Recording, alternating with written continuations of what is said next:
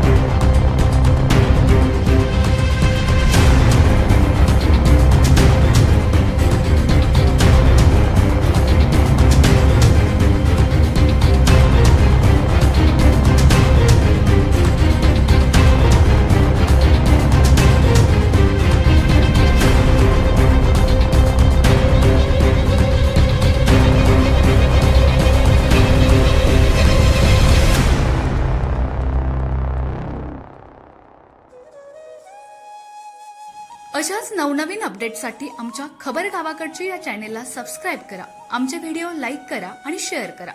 धन्यवाद।